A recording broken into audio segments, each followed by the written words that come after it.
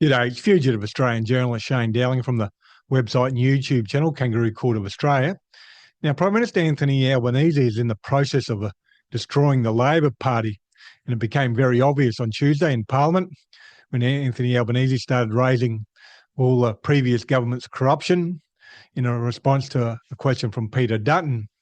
But what the Prime Minister forgot was that he set up a fake National Anti-Corruption Commission to cover up that exact corruption he was raising. So while he might have impressed rusted-on Labor voters, he was upsetting Labor voters who were extremely disappointed with him and the Labor government for setting up a fake National Anti-Corruption Commission to hide Peter Dutton and Scott Morrison, etc., all their corruption from the previous government. In the 2022 federal election, the Labor Party were up against probably the most corrupt government we've ever seen, Scott Morrison's government. But they only got over the line by 2 seats. They ended up with 77 seats. You need 76 for a majority. So they just scraped over the line. And that's because the public don't trust the Labor Party any more than they trust the Liberal National parties. And with the fake National Anti-Corruption Commission, well, those voters were right. Now, I'll play you the short video from Parliament on Tuesday, the 5th of November 2024. But when watching it, remember, all this corruption that Anthony Albanese is raising to throw in the face of Peter Dutton, well, Anthony Albanese set up a fake National Anti-Corruption Commission to cover up that exact same corruption. So I'll play you the video now. To the Honourable, the Leader of the Opposition. Thank you very much, Mr Speaker. My question is to the Prime Minister. The Prime Minister's reckless spending means Australian families face higher prices, higher taxes and higher mortgage repayments for longer. And despite 3 budgets, Labor's homegrown cost of living crisis worsens for families by the day. Prime Minister, our country is off track and this Labor government is damaging the economy and in so doing hurting everyday Australians. Why are Australian families paying the price for the Albanese Labor government's reckless spending, and when will this reckless spending stop? The call to the Prime Minister. Thanks very much, Mr Speaker. I'm asked a question about spending by the Leader of the Opposition, who was a Cabinet Minister and before that was, of course, Assistant Treasurer, and in the entire time that they were in office they didn't deliver a single surplus. They promised one in the first year and didn't deliver one for the next 9 years. Right. We turned a $78 billion deficit into a $22 billion surplus. And I'm asked about spending, Mr Speaker, so I'll give you some examples of the reckless spending of those opposite.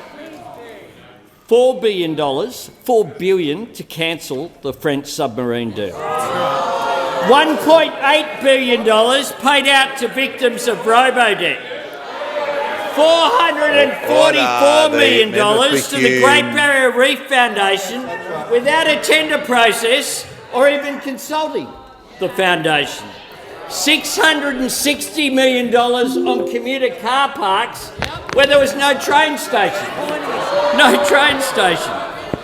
$423 million for an offshore processing contract awarded to a firm registered to a shack on Kangaroo Island.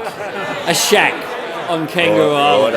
The member for Herbert. $100 million on sports rorts, funding based on a colour-coded spreadsheet. $70 million on a COVID-safe app that only found 2 unique positive COVID cases. And speaking of COVID, remember the $10 million on a new Australian-made logo that looked like a COVID molecule. $10 million they spent on it, never to be seen again. Never to be seen again. Then there was the land at Western Sydney for the airport.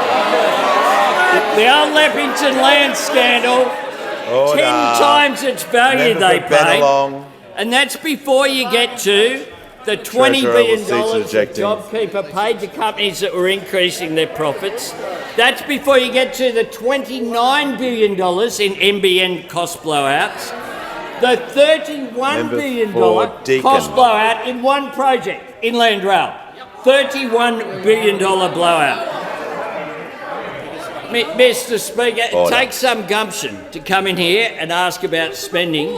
What we're doing is investing in education and training We're investing in Australia's future whilst we are delivering responsible economic management, which is why we've cut inflation in half.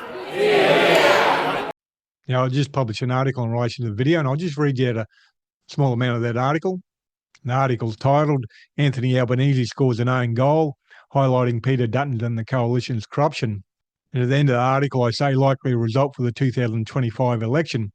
If Anthony Albanese and the Labor Party had set up a real national anti-corruption commission, they would be cruising in the polls now, knowing they will win the next election easily, because Liberal National Party corruption would be in the media on a daily basis, and all the NAC hearings and police charges. Instead, Albanese and Labor set up a secret fake NAC, and the polls point to Labor at least losing majority power and possibly power overall to the Liberal Nationals. Anthony Albanese and the Labor Party would rather lose power than do something about government corruption, which says a lot. One can only assume there are things in the past Albanese and Labor want to hide, or maybe crimes they want to commit in the future, such as fraud and theft, they want to hide. Now, I'll put a link to that article below this video on YouTube, so make sure you click on that link. It's got further information in the article. But just let that sink in. Now, the next federal election, the campaign, every time they raise corruption from the previous government, the Labor Party, when they raise it, they're going to be upsetting a lot of the voters, not impressing them, because they'll be sitting there saying, well, why didn't you do something about it? Why didn't you set up a real National Anti-Corruption Commission and investigate these crimes? Why did you set up a fake one and sweep it under the carpet? And I've published a lot of articles on the National Anti-Corruption Commission, so if you go to my website, do a search for NAC, you'll be able to find those articles. And anyhow, Kangaroo Court of Australia's independent media. I publish a website and a YouTube channel, and I'm 100% crowdfunded from viewers like yourself, so please support my Patreon account or PayPal account. I'll put a link for the PayPal account and Patreon account below this video on YouTube. And you can also go to my website, the donation page for other donation options. And please share this video on social media, and please hit the like and subscribe button. Other than that, thank you for your time and have a good day.